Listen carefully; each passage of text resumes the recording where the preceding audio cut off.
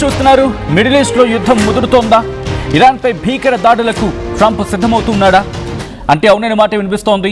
War రూమ్లో Trump high level meeting నిర్వహిస్తున్నట్టుగా సమాచారం అందుతుంది. ఇరాన్పై ట్రంప్ భారీ యాక్షన్ ప్లాన్ సిద్ధమవుతున్నట్టుగా తెలుస్తుంది.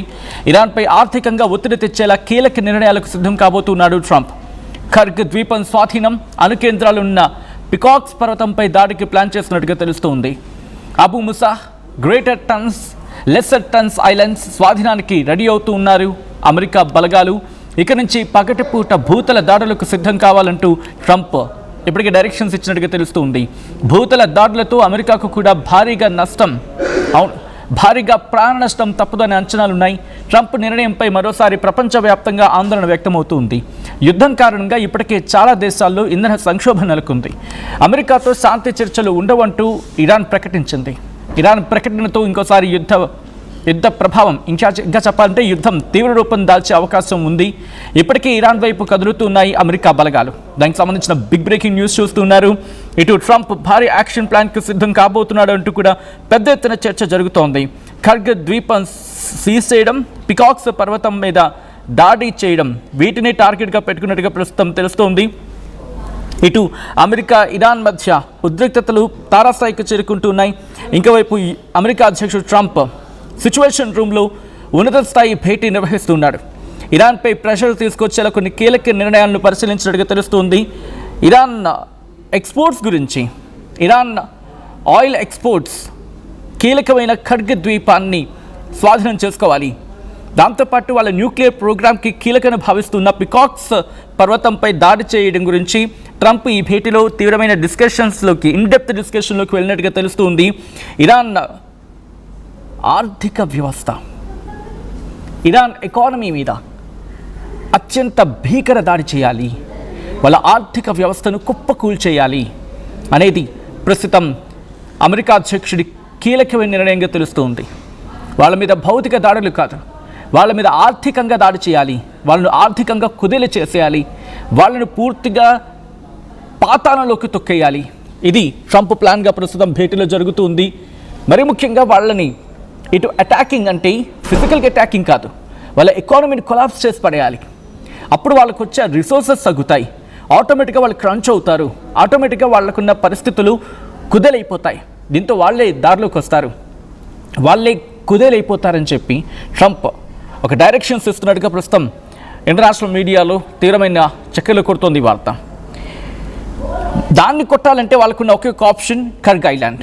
ఎందుకంటే వాళ్ళ ఆర్థిక వ్యవస్థకు, వాళ్ళ ఎకానమీకి చాలా కీలకం ఖర్గ్ ఐలాండ్. లాస్ట్ టైం కూడా మనం మాట్లాడుకున్నాం.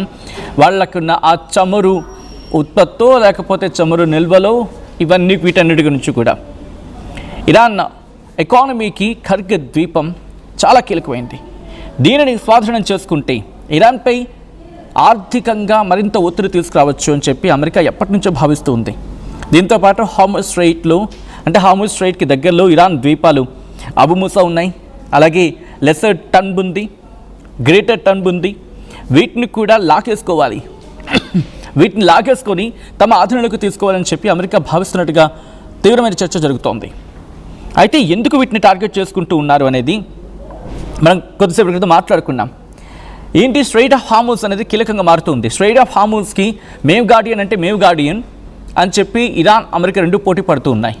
ట్రంప్ ఒక అడుగు ముందుకు వేసి ఏకంగా 20% మీరు మాకు ఇస్తే కనుక మేము సిద్ధమవుతాం, 20%, ఎందుకంటే మేము వాటిని అక్కడ సెక్యూర్ చేస్తున్నాం కాబట్టి 20% అట్టుగా వెళ్ళి ఆ రవాణాలు 20% మాకు మీరు ట్యాక్స్గా చెల్లించాలంటూ కూడా చెప్పుకొచ్చిన సందర్భం. బట్ బిఫోర్ దట్ ఒకసారి ఆ ట్వీట్ని మీరు చూస్తున్నారు. At 3 PM ET, US forces launched operations for a second wave of strikes today against Iran. The strikes are targeting Iranian military capabilities used to threaten vessels really transiting through the Strait of Hormuz, an international waterway vital to global commerce. The US military is holding Iran accountable at the commander-in-chief's direction అంటూ కూడా US central command చేసిన tweet ఇది.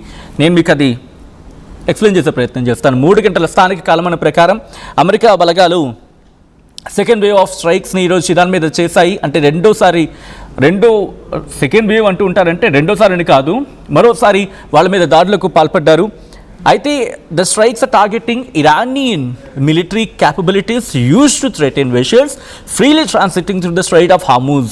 Straight of Hormuz గుండా వెళ్తున్న ఆ వెషర్స్, commercial వెషర్స్ అంటే ఇటు వాణిజ్య నౌకల్ని టార్గెట్ చేసేందుకు ఇరాన్ మిలిటరీకి ఉన్న క్యాపబిలిటీస్ని మేము టార్గెట్ చేసాం, వాటిని స్ట్రైక్ చేసామని చెప్పి యుఎస్ సెంట్కామ్ చెప్తుంది. ఇంకా ఏముంటుంది, and international water way vital to global commerce, ఇటు ప్రపంచ వాణిజ్యానికి ఎంతో కీలకమైన జలమార్గం, అంతర్జాతీయ జలమార్గం స్ట్రైట్ ఆఫ్ హార్మూజ్, దాని నుంచి వెళ్తున్న వాణిజ్య నౌకల్ని భయపెడుతున్నా లేకపోతే టార్గెట్ చేస్తున్న ఇరానియన్ మిలిటరీ క్యాపబిలిటీస్ని మేము లక్ష్యంగా చేసుకుని దాడులు చేస్తామనేది యుఎస్ సెంట్కామ్ చెబుతా ఉంది. The US military is holding Iran accountable at the commander in chief's direction. మా కమాండర్ ఇన్ చీఫ్స్ డైరెక్షన్లో the US military is holding Iran accountable at the commander in chief's direction. అంటే commander in chief డైరెక్షన్లో వెళ్తున్న ఇరాన్కి సంబంధించి వాళ్ళు accountable చేసేలాగా the military is holding Iran accountable, Iran బాధ్యత అంటే ఇరాన్ని అకౌంటబుల్ చేసేలాగా మేము అడుగులు వేస్తున్నామని అర్థం వచ్చేలా యుఎస్ సెంట్కామ్ చెప్పుకొచ్చింది. నేను మిమ్మల్ని అడిగే ప్రయత్నం చేస్తున్నాను, మీరేమనుకుంటున్నారు? ఎందుకంటే ఇరాన్ జరిపిన ఈ దాడుల వెనక కారణం ఏమై ఉంటుంది? అమెరికా జరిపిన ఈ దాడుల వెనక కారణం ఏమై ఉంటుంది? ఇరాన్ని ఎందుకు టార్గెట్ చేసుకుంటుంది ఇప్పుడు? ఎందుకంటే 20% సుంకాలు లేకపోతే టారిఫ్స్ అటుగా వెళ్ళే వాటి నుంచి మేము ఇటు స్ట్రైట్ ఆఫ్ హార్మూజ్ని రక్షిస్తున్న కారణంగా తీసుకుంటామని చెప్తూ ఉన్నారు. సో ఈ క్రమంలో ఇప్పుడు ఇరాన్ పైకి ఏకంగా గతంలో మాట్లాడుకున్నాం, అక్కడ గ్రౌండ్ ఆపరేషన్లోకి దిగాలంటే అది అనితర సాధ్యం, ఇరాన్లోకి అడుగు పెట్టడం అంటే అది సాధ్యం కాదు. మీరు ఒకవేళ వీడియో సెక్షన్లోకి వెళ్తే ఆర్టీవీ గతంలో వీడియోస్ చాలా చేసి ఉంది. ఎందుకు అంతటి కష్టసాధ్యం, ఎందుకు ఇరాన్ భూతల దాడులకు చేయడం అమెరికాకు అసాధ్యం? ఒకవేళ సాధ్యమై ఉంటే గతంలోనే చేస్తుండేది. స్ట్రైట్ ఆఫ్ హార్మూజ్ సంబంధించి పెద్ద ఎత్తున చర్చ జరుగుతున్న క్రమంలో దాంతోపాటు Iran supreme leader Ayatollah Ali Khamenei మరణం ఆ టైంలోని గ్రౌండ్ ఆపరేషన్లోకి దిగి గ్రౌండ్లోకి వెళ్ళి ఏకంగా కొట్టిపారేసేది. కానీ అప్పుడు ఎందుకు చేయలేకపోయింది అంటే గ్రౌండ్ ఆపరేషన్కి అనువైన ప్రదేశం కాదు ఇరాన్, వాళ్ళకి అదే కంచుకోటది. ఏకంగా చుట్టూతో పర్వతాలు ఉంటూ ఉంటాయి, ఒకవైపు ఎడారి ఉంటుంది, పాకిస్తాన్ వైపు నుంచి వచ్చినప్పుడు ఎడారి ప్రాంతం, రెండు వైపులా పర్వతాలు ఉంటాయి. ఆ పర్వతాలు కూడా ఎత్తైన పర్వతాలు, అక్కడి నుంచి ఎక్కి అక్కడి నుంచి దిగే సందర్భంలోనే తెలిసిపోతుంది అక్కడ ఏం జరుగుతుంది అనేది. దాంతోపాటు ఇరాన్ ఇప్పటికీ గ్రౌండ్ ఆపరేషన్కి ప్రిపేర్ అయ్యింది. వాళ్ళు ఇంటర్నల్గా ఫోర్సెస్ని సిద్ధం చేసుకున్నారు, జనాలని అక్కడ ప్రజల్ని కూడా ఫోర్సెస్లో భాగం చేశారు, బ్యాసిస్ అనే ఫోర్సెస్ సిద్ధం చేసుకున్నారు. ఇవన్నీ గతంలో మనం మాట్లాడుకున్నాం, వాళ్ళ ఫోర్సెస్ ఎలా ఉంటాయి, వాళ్ళ ఫోర్సెస్ ఎలా పనిచేస్తాయి.